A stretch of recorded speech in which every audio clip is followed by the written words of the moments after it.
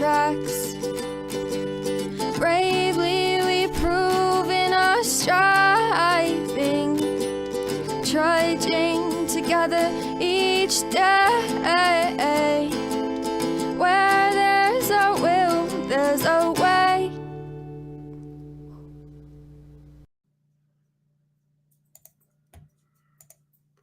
Good very evening. That means it's so evening that it's evening. I'm making stuff up. Went to a meeting. It's a good meeting. It's funny, yeah. Not really funny, but I ended up going to an LGBTQ meeting the other day. Or was there any difference? No difference. I don't know if it was a requirement that you had to be LGBTQ. Probably not. Probably not. I don't know. It's not like it matters. Hey, Michelle, good to see you. Michelle, I keep looking for you, but I don't think you're one of my friends. I'm going to take care of this right now. I think you're in my group.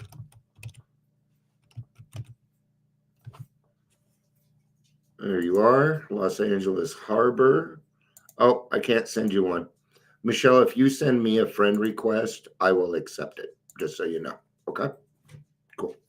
You got your privacy on, so I cannot send you one. I can't do it. That's just not possible. Facebook won't let me. So, yeah, because I put stuff. People that follow me, like my personal page it has stuff on it. So, but I would consider us friends. So, I have under 400 friends. I don't really add many people. Yeah. People don't stick around, man. You know, AA, about half the people stick around. And, you know, I hate to say it, but until you stick around a little bit, I ain't even going to memorize your name. There's just too many. Dion Miller, and I'll be known as Mysticopolis too. So I say Dion Miller, Mysticopolis. All right. We're at the 3-minute mark. Yeah, the earlier one, Michelle, was, man, what's cool about this is I kind of came on to bitch, and it turned into God. I mean, you know, it's not necessary. You know, pain is not a requirement for growth. All right. Sometimes we can be aware of these things beforehand, and we can utilize serenity prayer for those. But, you know, I don't like coming on here and complaining with no solution. Otherwise, this would just be dumping. And that's not going to serve anybody. All that'll do is cause drama, and that'll make me a drama page. And no, thank you. Welcome to the Daily Trudge. My name is Dion. Yep, sure is. Dion Miller. I'm going to be your host for probably quite some time. Been doing this 4.5 years now, almost every single day. All right. So let's get started. We're reading out 12 by 12 this evening. We're going to cover step 1. We're going to cover step 1. It's nice and short. We can get to it. Dion's on a roll. So we'll see what happens. All right, let's do this. Step 1. We admitted we were powerless over alcohol and that our lives are unmanageable. The word "and" is not in there, but there are 2 requirements to this step. 1, that we're alcoholic, and 2, that our lives are unmanageable. Okay? Alcoholism is in of itself as a disease, but the unmanageability, sometimes people will think, well, I'm not unmanageable. I'm not living under a street. I'm not living under a bridge. And they tend to call themselves high bottom drunks. There is no high bottom. There is no rock bottom. There is no low bottom. There is just bottom. And that's it. Okay. Anything beyond that is just comparing, and that serves no purpose here, not in this situation. Well, that person's worse than me, right? I'm going to tell you, when I was 18, I was drinking Mad Dog 2020 underneath the bridge with other Skid Row drunks. And I still didn't think, my brain would be like, yeah, I'm under the bridge, but that's the bad bridge down there. That's the really bad one. That's where you don't want to end up. There's always another level of hell, my friends. All right. Who cares to admit complete defeat? Practically no one, of course. I don't know anybody that really wants until they are beaten into submission. Every natural instinct cries out against the idea of personal powerlessness. There it is, our instincts. Our instincts saying, no, we are not. What is going on here? Well, we are bodily and mentally different from our fellows. We know this. We know this when we're young. Most of us do. We know that we're different. I was always treated differently because I behaved like an alcoholic, even before alcohol was even presented into my life. Okay? It is truly awful to admit that, glass in hand, we have warped our minds into such an obsession for destructive drinking that only an act of providence can remove it from us. No other bankruptcy is like this one. Alcohol, now become the rapiest creditor, bleeds us of all self-sufficiency and all will to resist its demands. Once this stark fact is accepted, our bankruptcy, as far as human concerns, is complete. And what we're saying here is, once we see that alcohol is not just affecting us, but is affecting our jobs, affecting our homes, affecting our friends, affecting our community for sure. Okay? And once the real problem is, once we figure out that we're alcoholics and cannot stop, that's when we become very, very dangerous people. When we drink on the fuckets, we kill people. That's how it is. Okay? When we drink on the fuckets, we are very dangerous people. Okay? But upon entering AA, we soon take quite another view of this absolute humiliation. Alcoholism gets to come with great fun stuff. Nobody likes alcoholics. When growing up, you don't want to be an alcoholic. Hey, Dion, what do you want to be when you grow up? Well, an alcoholic, if I could be. Right? So there is a difference between alcohol addiction and drug addiction. There's a difference. Recovery is the same, so please don't get me wrong. But let's remember that alcoholics are born with this disease. I know plenty of people that are free of drugs but drink normally. Why? Because anybody can become a drug addict. Anybody can, including alcoholics. Okay? Some of us did both, man. I did my fair share of harder drugs. I never really got into them. Ecstasy was, that was fun. It was too fun, and I knew it. I also saw my friends getting addicted to it, doing it every day. I'm like, I'll stick with my alcohol. Right? That knowledge saved my life. It did. We know that little good can come to any alcoholic who joins AA unless he has first accepted his devastating weakness and all its consequences. Until he so humbles himself, his sobriety, if any, will be precarious. Of real happiness, he will find none at all. Proved beyond doubt by an immense experience, this is one of the facts of AA life, that the principle that we shall find no enduring strength until we first admit complete defeat is the main taproot from which our whole society has sprung and flowered. It's got to be done. And you've got to give it all. You've got to understand it all. This might take several relapses, okay, to get it through your head that you have a devastating weakness when it comes to alcohol. I'm going to tell you the two things that send people out: the 4-step and time. Resentment's the number one offender. Time's the second. I don't care how much time you have. Quit telling everybody. If it's not your day to celebrate, it ain't the day to. Well, I got 13 and a half years. But so what? Dude, you're setting yourself up for bullshit there when you do that. I love it when people come in, hear part of what I'm saying. They're like, I'm out of here. Bye-bye. Okay, love you. Bye-bye.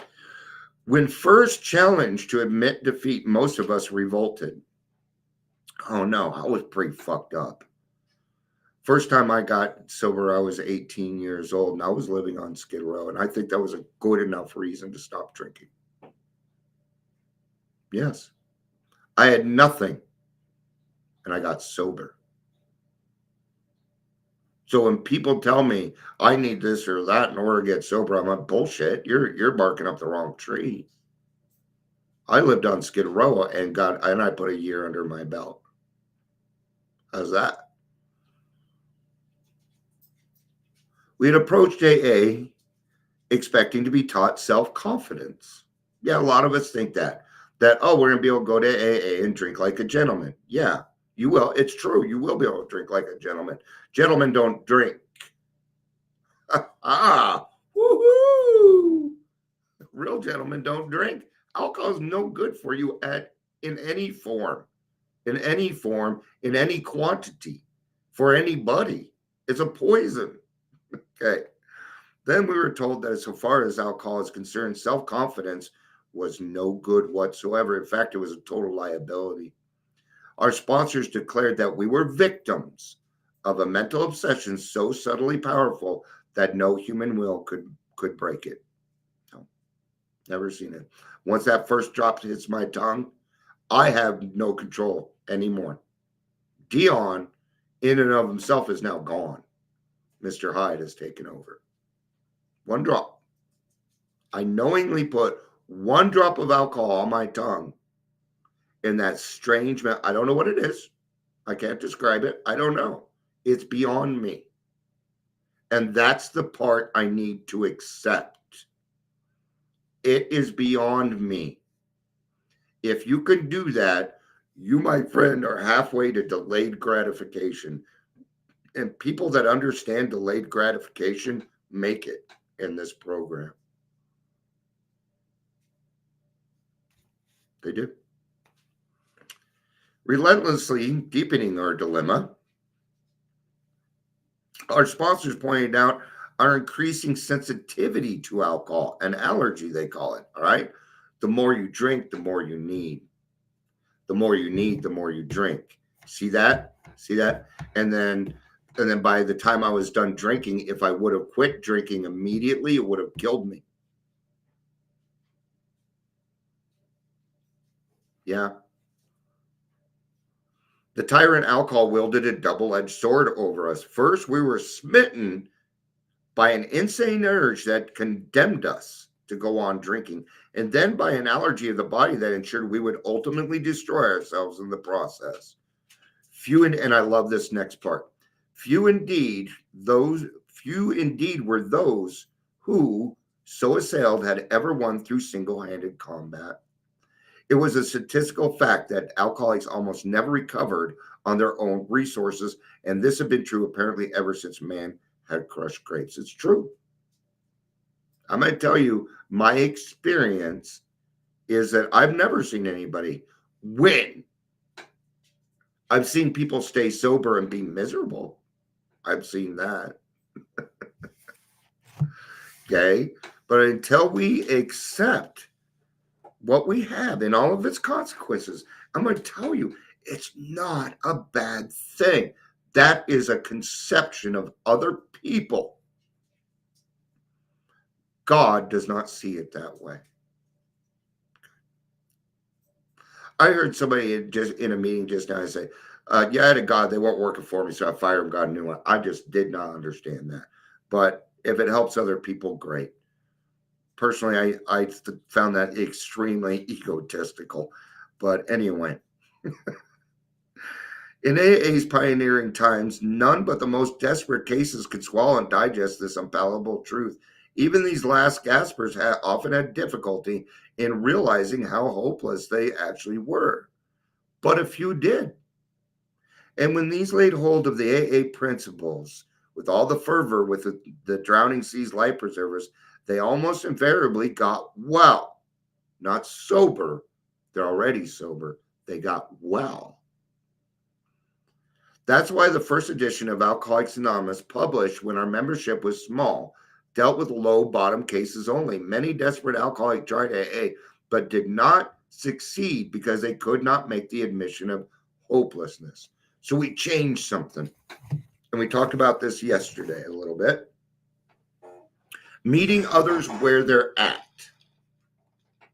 See, we don't put the requirement. See, okay, I'm going to go back a little bit. The third tradition used to say an honest desire to stop drinking. The only requirement for membership is an honest desire to stop drinking. But we found that many an alcoholic could not make that admission yet. So we took it out. Okay, so what are we going to give them? Because honesty is all about first step. First step, all about honesty, right? As honest as they can be. We were born dishonest. So give them that. Give it to them, man. Because I'm going to tell you, in their mind, it's real. For now, give it to them. All right. It is a tremendous satisfaction to record that in the following years this changed. Alcoholics who still had their health, their families, their jobs, and even 2 cars in the garage began to recognize their alcoholism as this trend. A trend.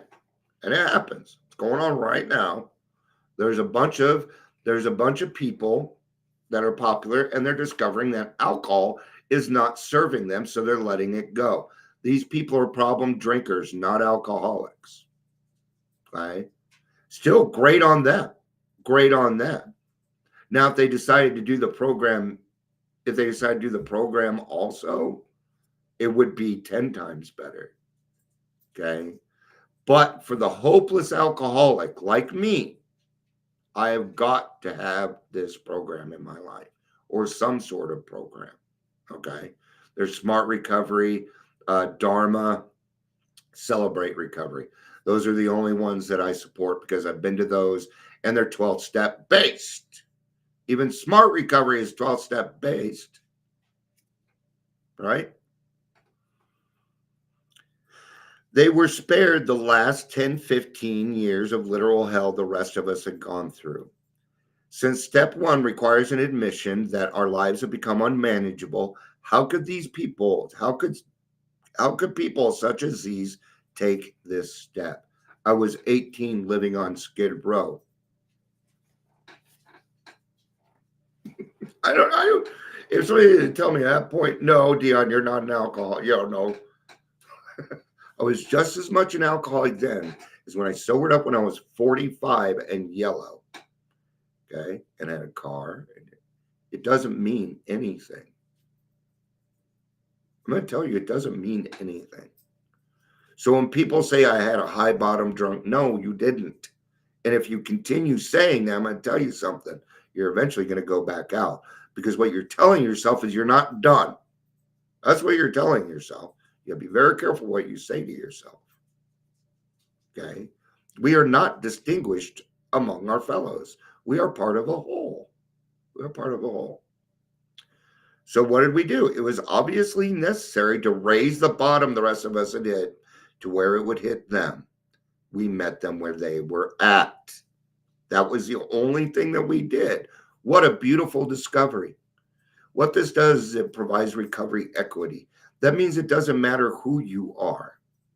I was in treatment when I was 15, and every person in there was a drunk. Oh, yeah, they were. And we were all 14, 15, 16 years old. You bet. By going back in our drinking histories, we could show that years before we realized that we were out of control, that our drinking, even then, was no mere habit, that it was indeed the beginning of a fatal progression. To the doubters, we could say, perhaps you're not an alcoholic after all. Why don't you try some more controlled drinking? Bearing in mind, meanwhile, what we have told you about alcoholism. So that means go down to the bar, have a couple of drinks, and leave. Have one drink and leave. Do it again the next day. So you're already fucked. Okay. Non-alcoholics don't really drink every day.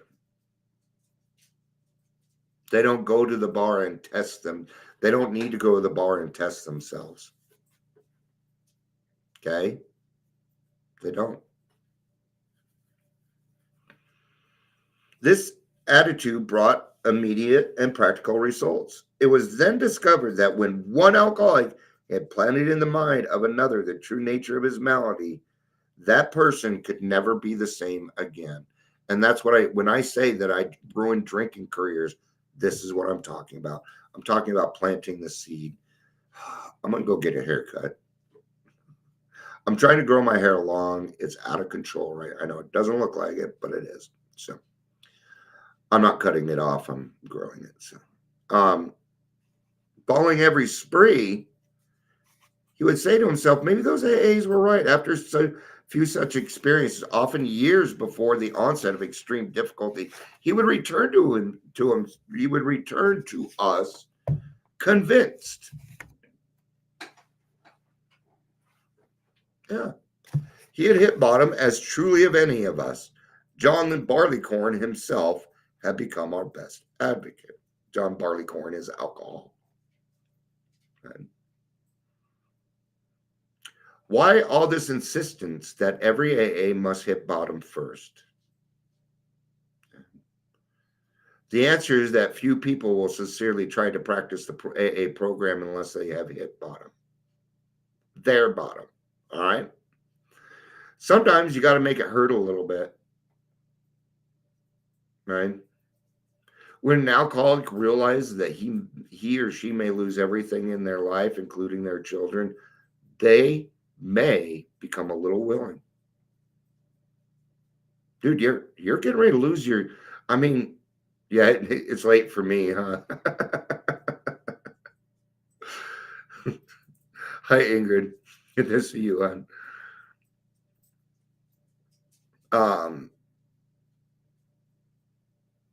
But yeah, sometimes we got to make it hurt a little bit.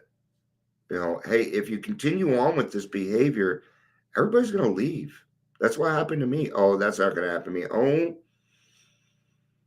then why'd your wife call me? Then why am I standing here if there's nothing wrong? Don't be afraid to ask these people hard questions. Okay. Are they going to get mad at you? They might. But I've never helped an alcoholic that didn't get mad at me eventually. Okay. My friends, every now and again, they get mad at me for things that I might say. You bet. But they also know that I fucking love them a lot. And that I would never go out of my way to intentionally hurt them. But I'm one of those truth talkers. And if it means that I'm going to call you and tell you the truth because I love you, I'm going to do it. But I'm going to do it with love. Okay? I don't need to yell and scream. In fact, when I go low and I get like this, people actually listen more. Because like, oh shit, he's quiet. Oh, fuck. I use my voice to get through to people. You bet. It's one of my talents, man. For practicing AA's remaining 11 steps means the adoption of attitudes and actions that almost no alcoholic who is still drinking can dream of taking. Who wishes to be rigorously honest and tolerant? Who wants to confess his faults to another and make restitution for harm done? Who cares anything about a higher power, let alone meditation and prayer? Who wants to sacrifice time and energy in trying to carry the AA's message to the next sufferer? No, The average alcoholic, self-centered in the extreme, doesn't care for this project unless he has to do these things in order to stay alive himself. It's not always the case.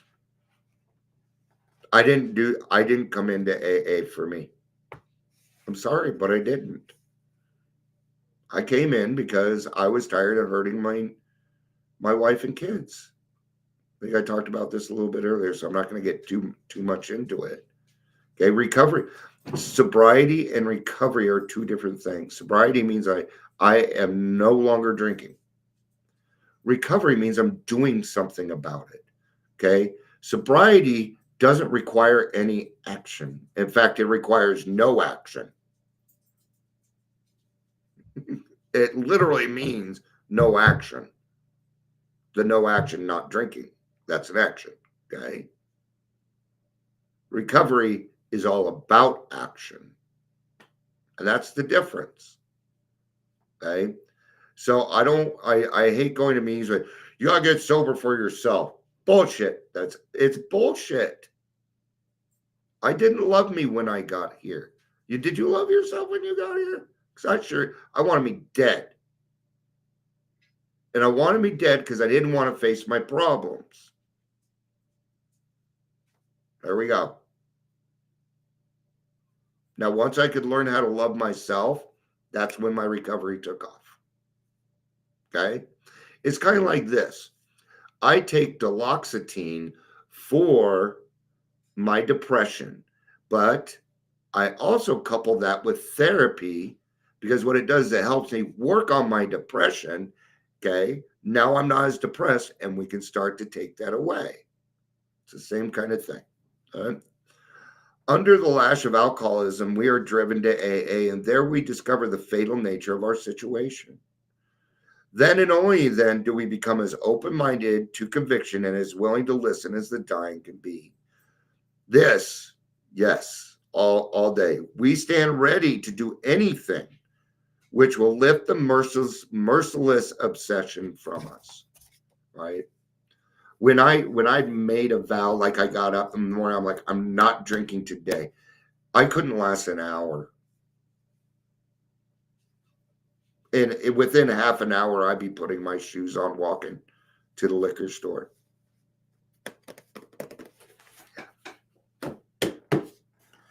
All right. Thanks everybody for hanging out with me on a Friday night. I think that's pretty cool. Yeah. And now I feel satisfied that I've done my my fair share of service work today. So Ingrid, always good to see you. Michelle, it's been great to get to know you. I appreciate you. I appreciate your consistency, even though I am very non-consistent with this. I'm trying to be consistent. It just hasn't worked. It's a God thing. So thank you, everybody, for being here. I love you. I love you. Yeah, thanks for the date. It was fun. I love you all. Peace out and have a day.